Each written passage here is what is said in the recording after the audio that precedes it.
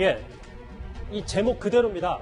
이용구 법무부 차관이 지난해 11월 택시기사 폭행 사건이 발생한 지 이틀 뒤에 합의금 명목으로 1,000만 원을 택시기사에게 건넨 것으로 확인이 됐습니다. 경찰은 이 차관이 준 이 돈이 단순한 합의금이 아니라 폭행 영상을 지우게 한 대가성이 있다고 보는 것 같습니다. 어제 속초소 압수수색 했는데 혹시 법무부 차관으로서 하실 말씀 없으신가요? 그건 저랑 무관한 일입니다. 택시기사한테 영상을 주시는 왜 요청을 하셨던 건가요? 그건 말씀드렸는데요. 뭐라고 말씀드렸나요? 이런 논란에 휩싸이시는 게 좀 부적절하다는 생각을 안 하시나요? 논란은 제가 제기한 게 아닙니다. 경찰이 이런 진술을 확보한 것 같더라고요. 영상을 지우는 게 어떻겠냐.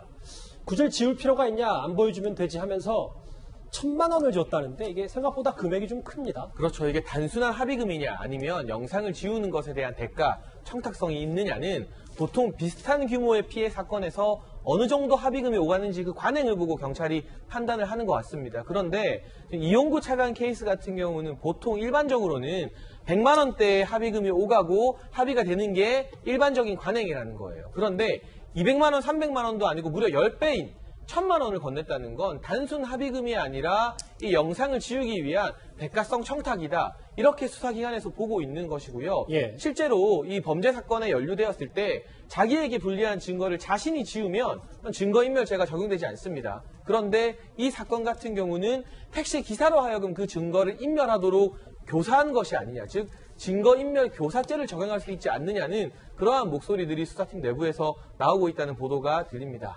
이수문 변호사님도 이게 사건 무마용 1,000만 원으로 보십니까?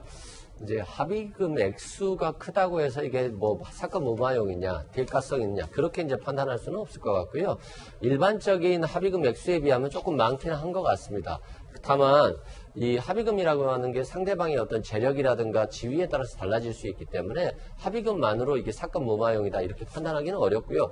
다만 이 사건 같은 경우는 증거인멸 교사가 되는지 여부에 대해서 약간의 의문은 있어요. 왜냐하면 영상을 지운 사람이 피해자이잖아요. 예. 그런 점에서 보면 약간의 좀 의문이 있고, 두 번째는 실제 영상을 지웠을 때 경찰에게 보여주지 말아달라는 부탁을 안 했다고 하던데, 이것과 관련해서 이제 교사의 고의가 있었는지 여부에 대해서는 조금 의문이 있습니다만, 뭐 법원의 재판에 따라야 될 것 같습니다.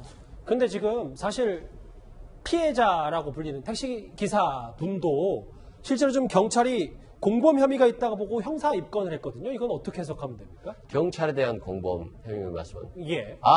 그렇죠. 왜냐하면 증거인멸 교사라고 하는 것은 증거를 인멸해달라고 교사를 하는 거잖아요. 그러면 교사의 대상자가 있어야 되는데 그 대상자가 이번에는 특별하게 피해자인 겁니다. 그래서 피해자가 지웠다고 하는 거니까 증거인멸이 돼야지 증거인멸 교사가 성립되는 것이기 때문에 공범으로 같이 기소 의견이라고 하는 것 같습니다.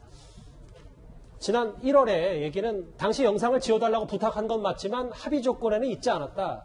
영상을 경찰에게 보여주지 말라는 말도 하지 않았다. 이게 지금 이용구 차관의 얘기인데요. 이도원 의원님. 네.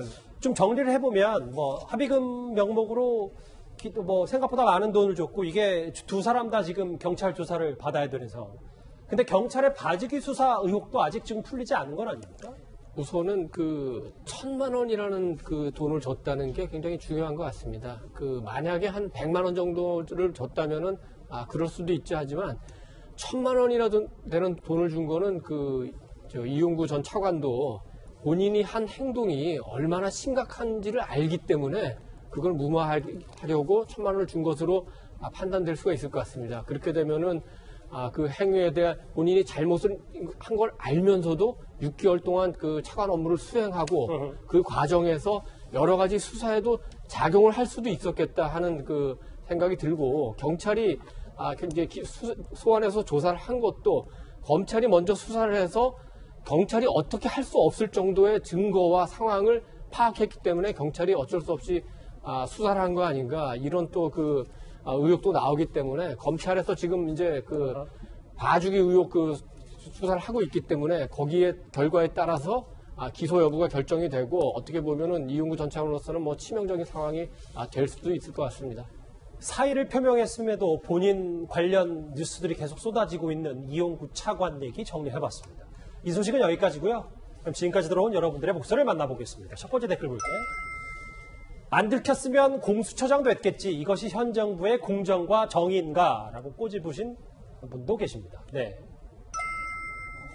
표창장 하나 가지고 쑥대밭 만든 검찰, 정치검찰의 표적수사인데 왜 민주당이 사과하냐라는 입장이신 것 같습니다. 네.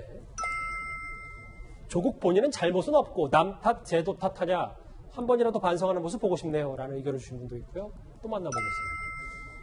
윤석열 사람 만나는 것이야 자유지만 마스크 좀 잘 쓰지 방역의 치외법권인가 라고 지적하신 분도 있고요. 마지막 댓글 만나보겠습니다. 모르면 당연히 전문가에게 배워야지. 준비된 대통령 윤석열 기대합니다. 각기 다른 댓글들 하나하나 만나봤습니다.